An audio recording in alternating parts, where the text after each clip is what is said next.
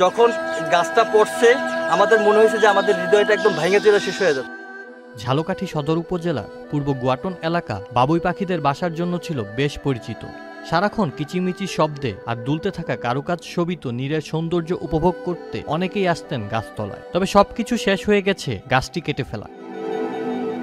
27 June শুক্রবার মোবারক আলী ফকিরের মালিকানাধীন জমির পার্শ্ববর্তী সড়কের থাকা গাছটি কেটে ফেলা হয়। গাছটির শাখা প্রশাখায় ছিল অসংখ্য বাবুই পাখির বাসা, যার প্রত্যেকটিতে ডিম ও ছানা ছিল।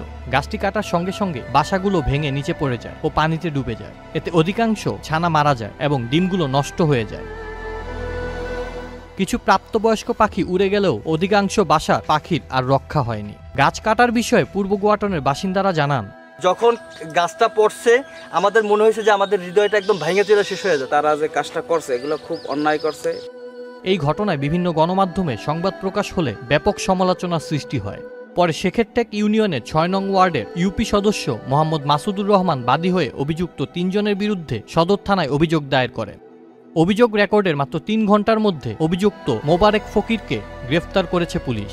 এ বিষয়ে ঝালকাঠি জেলার পুলিশ সুপার উজ্জ্বল কুমার রায় বলেন, এবং এই তাল গাছটা কাটার কারণে বাসা থেকে প্রচুর পাখি ছানা এবং ডিম পাওয়া যায়, যেগুলি মৃত্যুবরণ করে এই গাছ কাটার কারণে। এবং এইটা পরিবেশের জন্য হুমকি স্বরূপ। জীববৈচিত্র্য সংরক্ষণে এটি অবশ্যই একটি হুমকির স্বরূপ।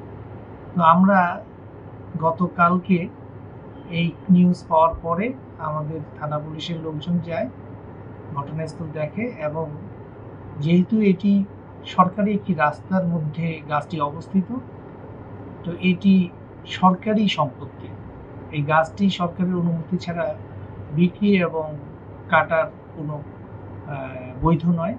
এর প্রেক্ষিতে উক্ত ইউনিয়ন পরিষদের একজন মেম্বার বাদী হয়ে মামলা করেন এবং যে গাছটি বিক্রি করেন মোবারক আলী, তাকে 1 নম্বর আসামি করে, যারা গাছটি কিনে কেটে ফেলেন তাদেরকে 2 জনকে মোট 3 জনকে আসামি করে একটি মামলা করেন। এই মামলার প্রেক্ষিতে আমরা অতি দ্রুত 1 নম্বর আসামিকে গ্রেফতার করি এবং বাকি 2 জন যে আসামি আছে তারা পলাতক, তাদেরকে আমরা ধরার চেষ্টা করছি। আউসাফুল ইসলাম আকিব, চ্যানেল। বান্ডেল থাকলে প্রতি সেনমানিতে টাকা বাঁচবে। বিকাশ সেনমানি বান্ডেল কিনে জিতুন প্রতি লেনদেনে। শুরু হয়েছে Standard Chartered Channel i Agro অ্যাওয়ার্ডের 10ম আয়োজনের মনোনয়ন গ্রহণ। এবার নতুন ক্যাটাগরি বছরের সেরা ছাদ কৃষক সহ মোট 13টি ক্যাটাগরিতে পুরস্কার প্রদান করা হবে। মনোনয়ন গ্রহণ চলবে আগামী 15 জুলাই 2025 তারিখ পর্যন্ত। বিস্তারিত জানতে ভিজিট করুন www.agroaward.com এবং ফোন করুন 018737000556 এই নম্বরে।